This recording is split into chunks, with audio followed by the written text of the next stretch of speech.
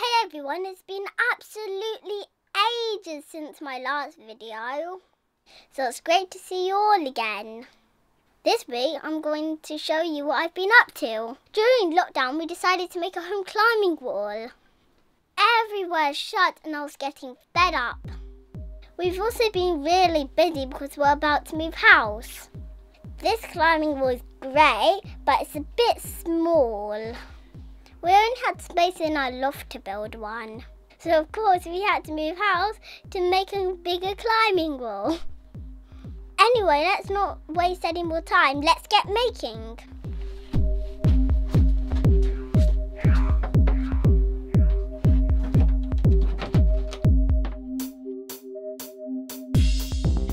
Look at all of this plywood and timber.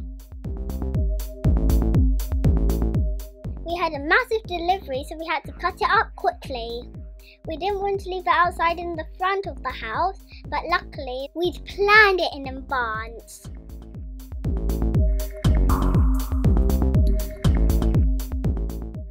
I recommend you use a compound miter saw. They're amazing to get perfectly straight cuts.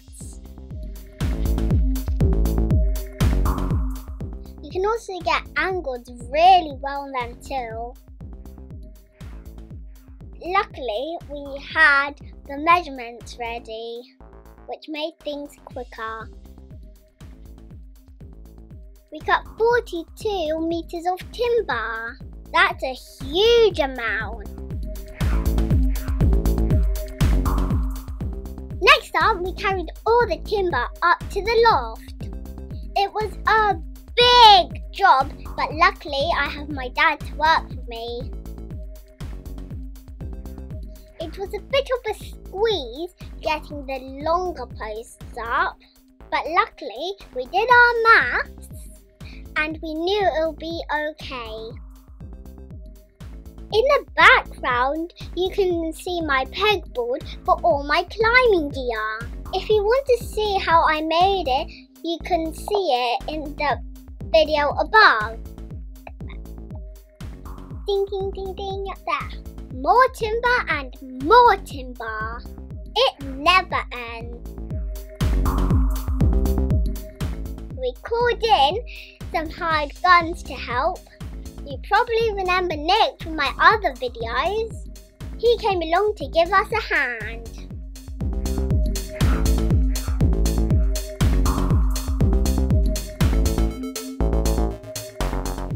We started by building the frame first.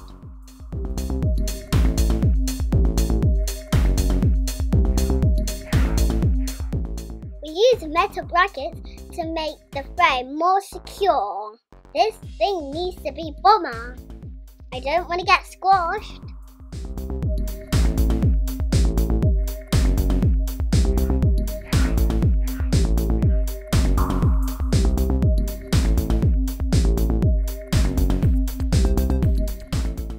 Once the frame was built, we put in the support.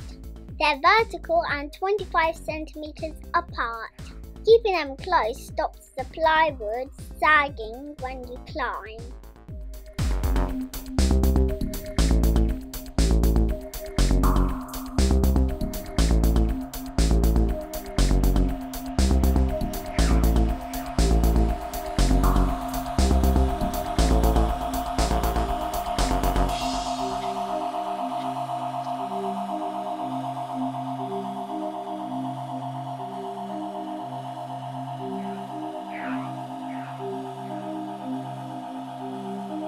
More cutting, vroom vroom.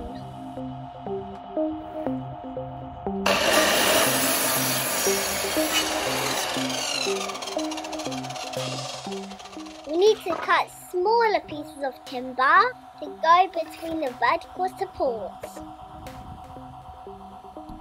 I'm going to have to apologise, but we messed up. The foam ran out of storage when we were putting the frame up on the support. So annoying! We can measure the angle from the vertical supports. Anyway, here's me and my sister before it went up.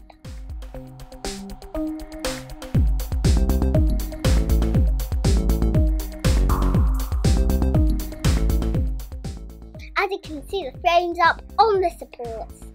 They're very secure with metal brackets.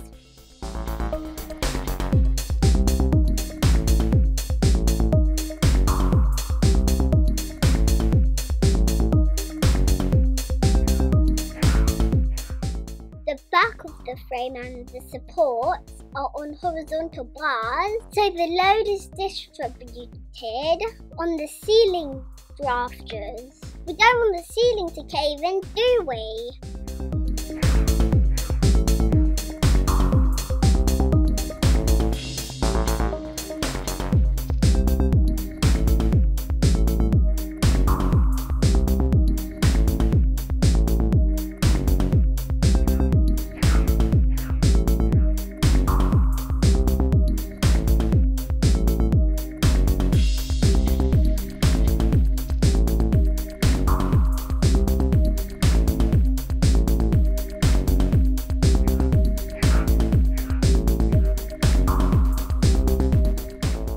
Now for the hard bit.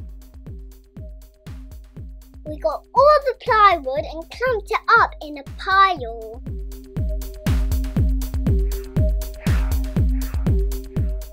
Needed to make 6 separate boards so they would all fit through the loft hatch.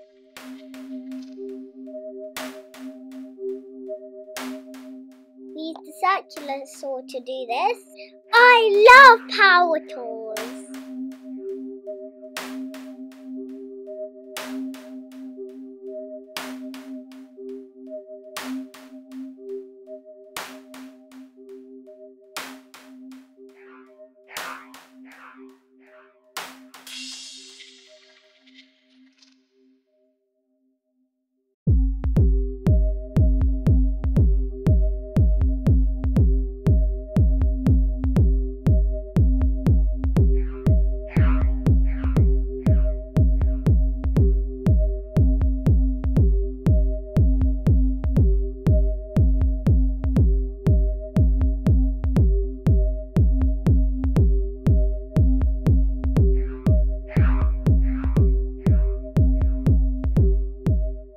This next bit was absolutely exhausting. I had to drill 285 holes.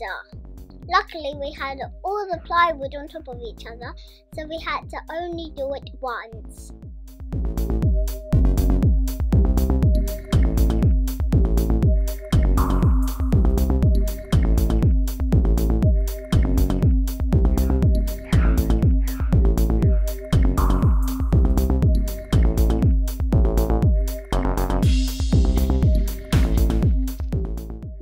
The offset grid to make the holes more random.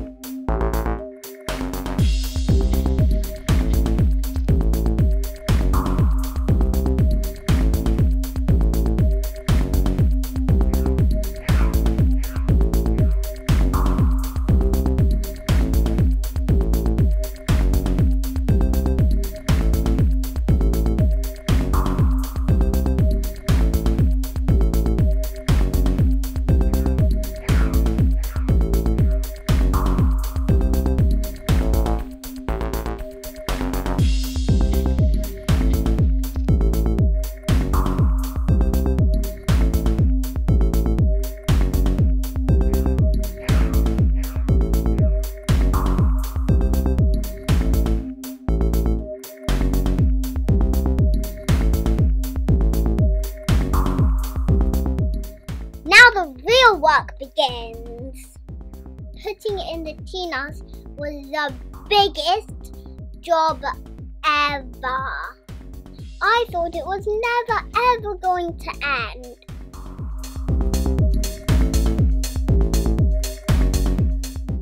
We decided to get the tina with 2 screws. They're a bit more expensive than the banging T-nut and take a bit longer because you have to screw them in, but they're less likely to pop out, which is good in the long run.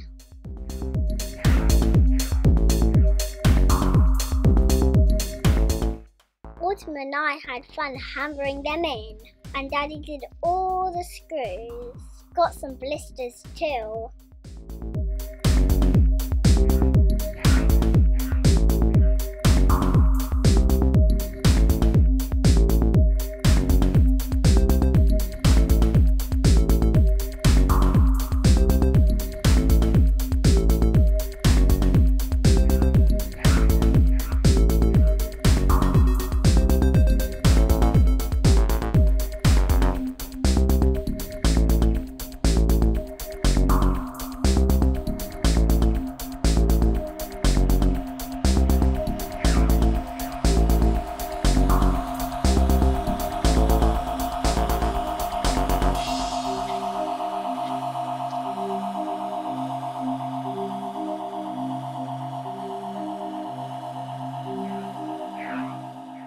Painted the boards white, so we had a nice uniform colour. The loft's quite small, so we thought to make it nice and bright.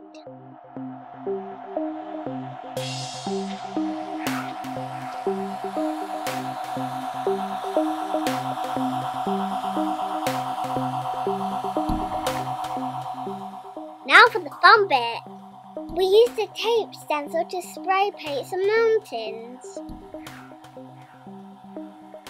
First we cut off a load of tape and put it in the zigzag shape that we wanted.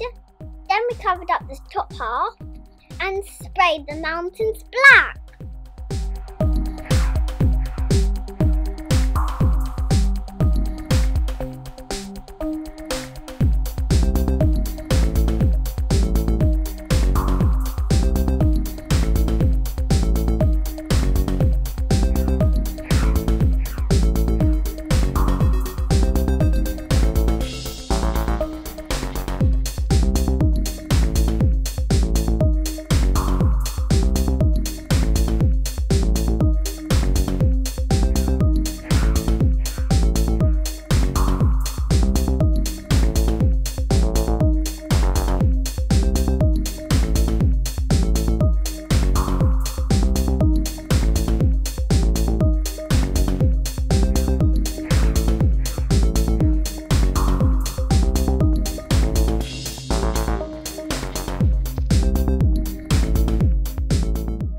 Once it was dry, we took the tape off, retaped the mountains, and sprayed the sunset pink. And voila! Got a kickerboard. Lovely pink mountains. We put the kickerboard on, and doesn't it look great?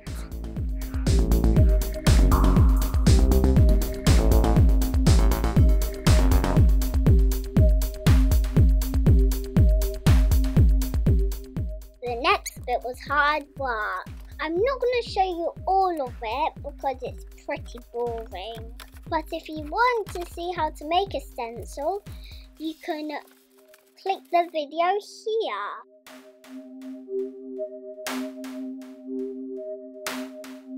We made a giant stencil of my logo and then used the paint roller to get the paint on.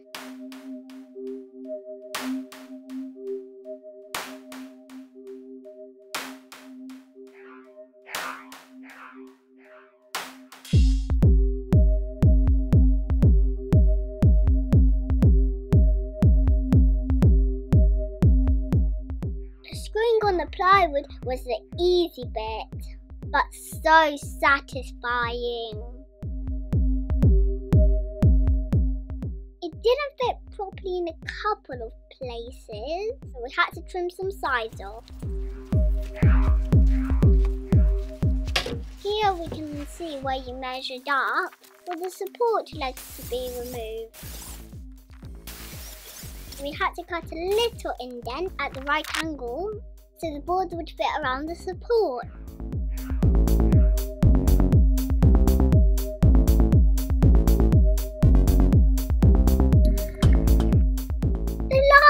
all of boards are going in place. So exciting!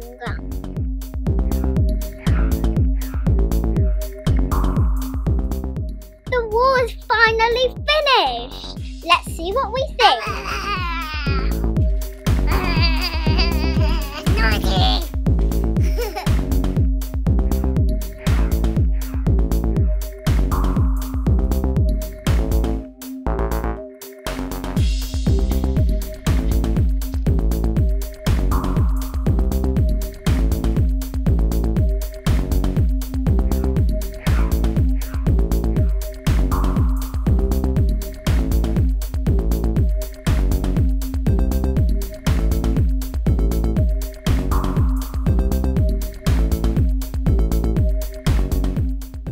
Wow, that's great. Let's put some holds on.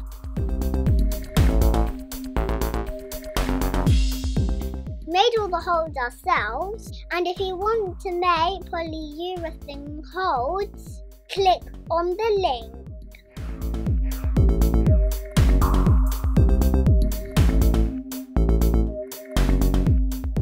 And that's how you make a climbing wall.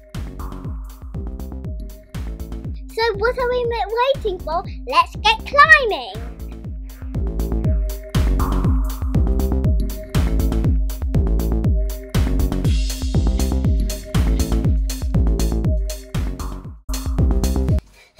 Okay, deep breath. Hold in, hold.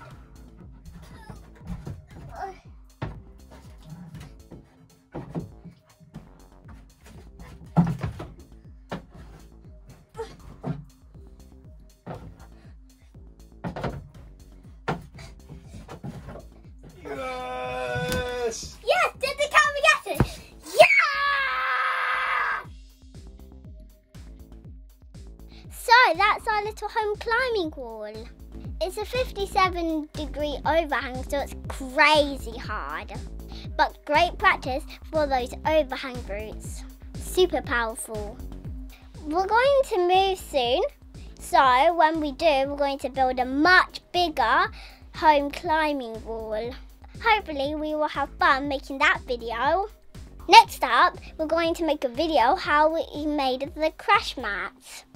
They're super cheap to do and they look pretty good.